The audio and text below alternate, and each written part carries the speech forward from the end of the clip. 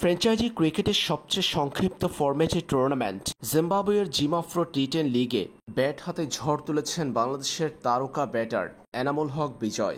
আগের ৩ ম্যাচে কেবল ১০ রান করা টাইগার এই ব্যাটার জিমাফ্রো টি10 লিগে দেখালেন নিজের বিধ্বংসী রূপ। এনামুল হক বিজয় এদিন বোলায়ে ব্রেভসের হয়ে ব্যাটিংয়ে নেমেছেন ওয়ান ডাউনে।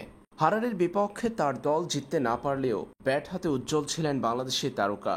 দলের হয়ে সর্বোচ্চ স্ট্রাইক রেটে ব্যাটিং করেছেন এনামুল হক বিজয় টি10 জন্য, যেটা বেশ উপযোগী। কেবল ৬ বলে ২২ রান করেছেন বাংলাদেশের এই টপ অর্ডার। এনামুল হক বিজয়ের ৬ বলে ২২ রানের ইনিংসটি সাজানো ছিল একটি ৪ ও ৩টি ছক্কায়। ৪-এর থেকেও ছক্কার মার তার ইনিংসে বেশি ছিল। ম্যাচে সর্বোচ্চ স্ট্রাইক রেটে ব্যাটিং করেছেন এনামুল। ৩৬৬.৬৭ স্ট্রাইক রেটে ব্যাটিং করতে দেখা গেছে বাংলাদেশের এই ব্যাটারকে। অবশ্য শেষ পর্যন্ত তার দল জিতেনি, তবে এনামুল হক বিজয়ের ব্যাটিংটা ছিল নান্দনিক।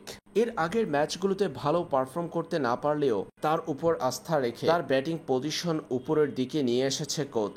তাতেই সুফল পেয়েছেন এনামুল বিজয়।